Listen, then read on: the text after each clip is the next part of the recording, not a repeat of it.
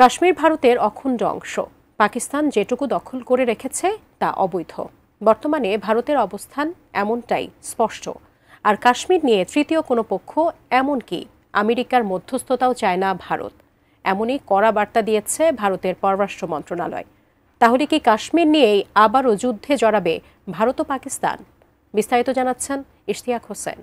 That stated policy has not changed.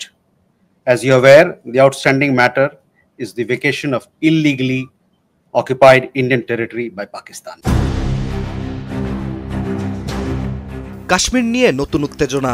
পাকিস্তানকে আবারও সতর্ক করল ভারত। মূলত দুই দেশের জন্মলগ্ন থেকে এক কাশ্মীর নিয়েই দ্বন্দ্ব চলে আসছে ভারত ও পাকিস্তানের মাঝে। তবে 2019 সালে পুলওয়ামা হামলার পর পুরো উপমহাদেশ কেঁপে উঠেছিল।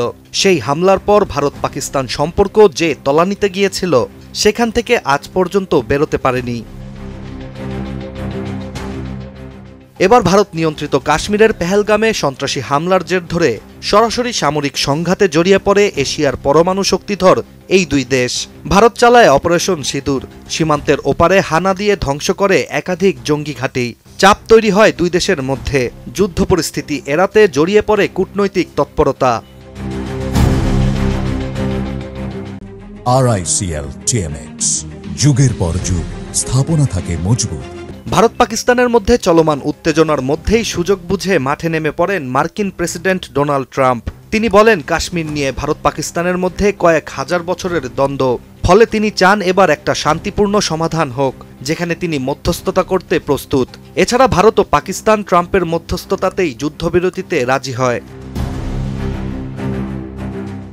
কিন্তু ভারত এখানেই দিল কড়া জবাব। ভারতের স্থানীয় গণমাধ্যম এনডিটিভির একটি প্রতিবেদন থেকে জানা যায়, নিয়মিত সাপ্তাহিক ব্রিফিংয়ে ভারতের পররাষ্ট্র মন্ত্রণালয়ের মুখপাত্র রণধীর জয়সওয়াল সোজা জানিয়ে দিয়েছেন, কাশ্মীর নিয়ে ভারতের অবস্থানে কোনো পরিবর্তন আসেনি।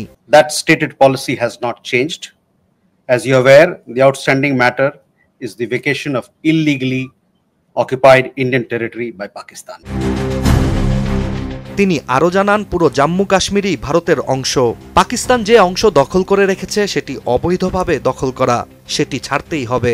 पाकिस्तान द्वारा अवैध रूप से कब्जा किए गए भारतीय क्षेत्र को खाली करने।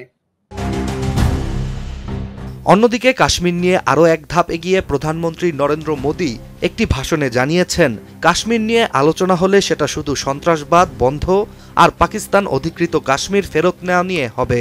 অবাক করার বিষয়টি হচ্ছে, বর্তমানে কাশ্মীর 3 ভাগে বিভক্ত, যার একটি ভারত নিয়ন্ত্রিত, আরেকটি পাকিস্তান নিয়ন্ত্রিত ও সর্বশেষটি চীনের অধীনে থাকা আকসাই চীন। কিন্তু ভারতের পররাষ্ট্র মন্ত্রণালয়ের এই দাবি পুরো কাশ্মীরকে ভারতের বলেই প্রতিষ্ঠিত করে। আর যতক্ষণ পর্যন্ত অবৈধ দখল ছাড়া না হচ্ছে, ততক্ষণ আলোচনার টেবিলেও ভারত বসছে না। This was also the message that was conveyed to the Pakistani side at the time of the commencement of Operation Sindoor, which was not heeded to by the Pakistani side at that time. বিশ্লেষকরা ভারতের এই বার্তাকে পাকিস্তানের পাশাপাশি চীনের জন্যও একটি কড়া হুঁশিয়ারি হিসেবে দেখছেন। কেননা পাকিস্তানের পাশাপাশি চীনের নিয়ন্ত্রণে থাকা আকসাই অঞ্চলকেও নিজেদের বলে দাবি করেছে ভারত, যার ফলে এবার নতুন করে ত্রিমুখী সংঘর্ষ শুরু হতে পারে দক্ষিণ এশিয়ায়। Ishtiaq Hossain, ATN news.